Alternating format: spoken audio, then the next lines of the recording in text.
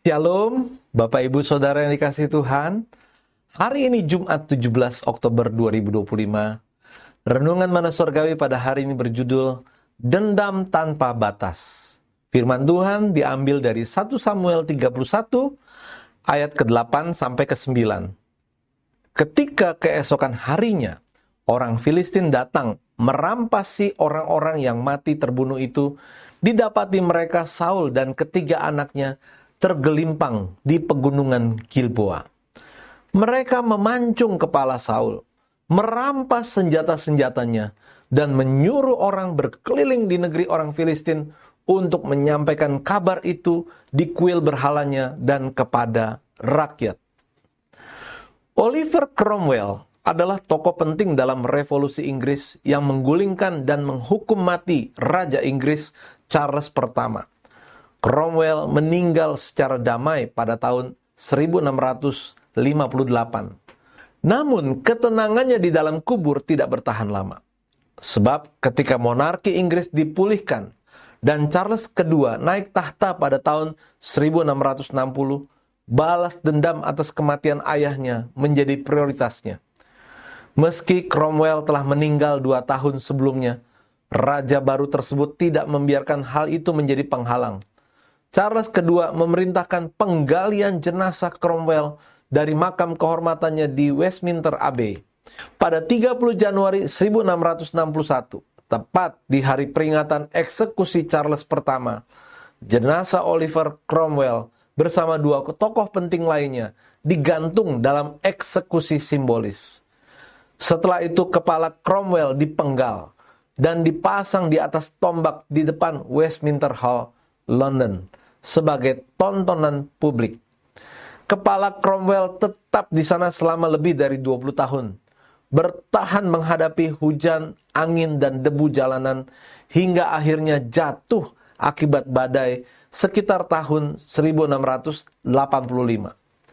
Namun kepala Cromwell tidak dikuburkan, tetapi justru berpindah tangan dari satu kolektor ke kolektor lainnya. Barulah pada tahun 1960, kepala Cromwell dimakamkan secara layak di Sydney, Sussex College, Cambridge, alma maternya. Kisah dendam terhadap musuh seperti yang dialami Oliver Cromwell bukanlah hal yang luar biasa dalam politik, bahkan dalam sejarah gereja.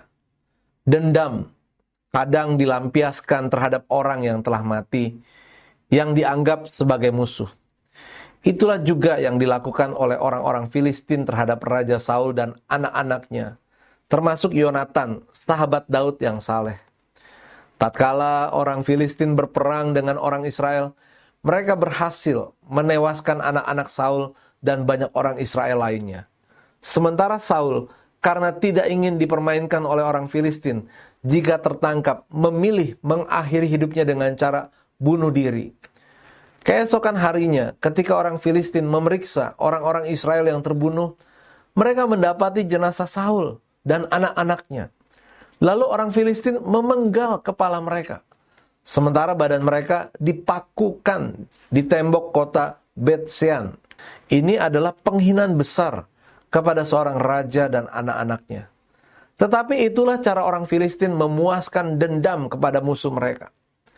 Membalas dendam kepada musuh tidak akan membuat kita lebih bahagia, apalagi sampai melampiaskannya di luar batas, seperti terhadap mereka yang telah meninggal, karena mereka tidak bisa lagi merasakan dendam kita. Justru kebencian kita yang semakin besar. Tuhan tidak ingin anak-anaknya untuk membalas dendam, tetapi menyerahkannya ke dalam tangan Tuhan. Sebab pembalasan adalah hak Tuhan. Roma 12 ayat 19. Jangan ambil alih hak Tuhan.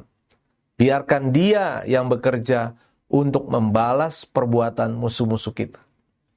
Kata-kata bijak, membalas dendam mungkin akan membuat kita puas untuk sesaat, tetapi akan menghancurkan kita untuk seterusnya. Mari kita akan berdoa. Bapa, ajar aku untuk tidak membalas mereka yang menyakitiku, tetapi menyerahkannya ke dalam tangan-Mu. Dalam nama Tuhan Yesus kami berdoa dan mengucap syukur. Haleluya. Amin.